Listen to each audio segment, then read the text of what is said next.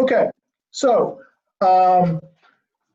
the question here is designed to help you with some multiple choice questions that you're going to have or may have. So 1999 AP exam, question one.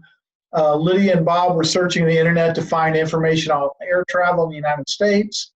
They found data on the number of commercial air flying in the United States during the years 1990 through 1998.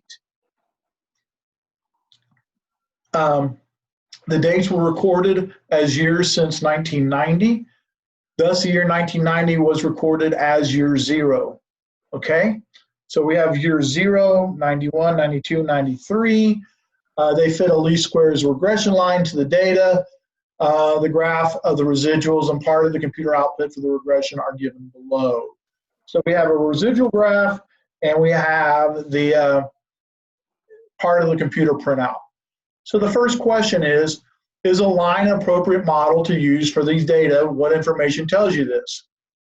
Well, generally speaking, what I'm looking for is whether or not the residuals are random and without a pattern. When I look at these, I think the residuals are pretty random. I don't care where I put my pencil here.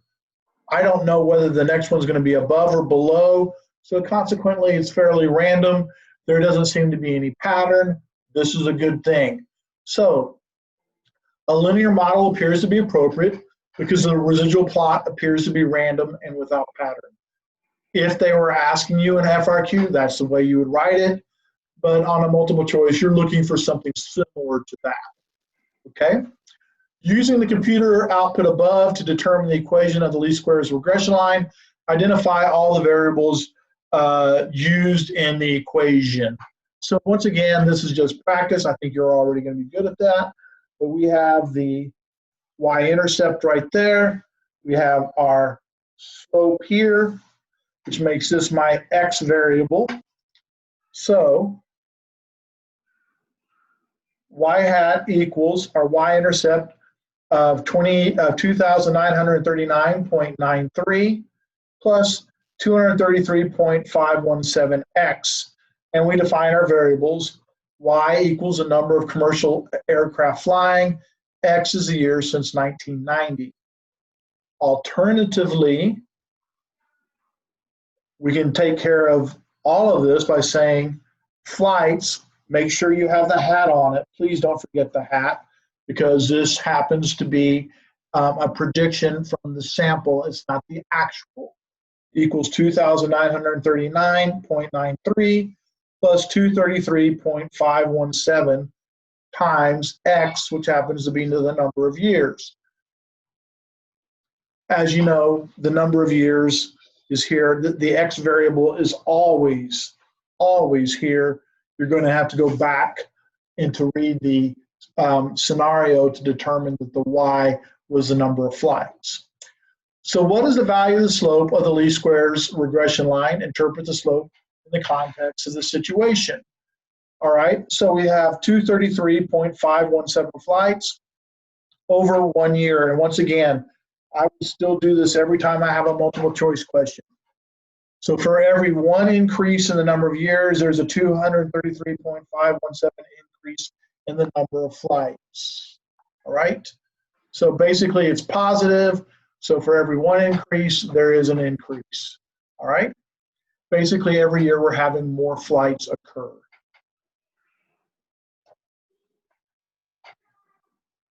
The next part, what is the value of the intercept of the least squares regression line? Well, our intercept is at 0, all right, year 0, 1990. So our y-intercept, as we said, was 2,939. So we just named it. But in year 0, or 1990, our model predicts that there were 2,939 aircraft flying. So basically, we believe that in 1990, that's how many aircraft were flying. That actually sort of makes sense in here. But then I asked this question, and this is the one I want you to put a star by, E and F, okay? Especially F, but you need to know E as well. What is the predicted number of commercial aircraft flying in 1992? Well, I start off by writing my regression equation. No big deal. In 1992, we didn't plug in 1992 because our graph was based on 0, 1, 2. So all I care about is the 2, and I plug that in for the x. When I get that, I get 3,406.96. Here, they didn't care whether or not you had a 0.96 or rounded to 3,407. I probably would have rounded this to 3,407 just because hopefully we don't have part of an aircraft flying, or if we do, I sure hope I'm not on that one. But if you had the 0.96 or the 07, that was fine. So based on our model, we predicted there were 3,407 aircraft flying in 1992. Then it says, what was the actual number of commercial aircraft flying in 1992? I don't have that information. But they give me this graph or something, and I know in my head the residuals equals observed minus expected. And this happened to be the expected in 1992. So this right here was my expected value. So let's see what we can do. If residuals equals observed minus expected, I already have an expected. Let's look at 1992 and look at the residuals.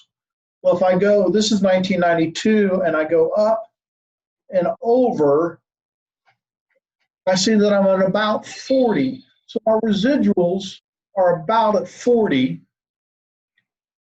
So residual of 40, observed is what we're looking for, or the actual, minus 3407. When I solve that, I end up getting 3,447. So not the predicted number, but the actual number of aircraft flying in 1992 was 3,447.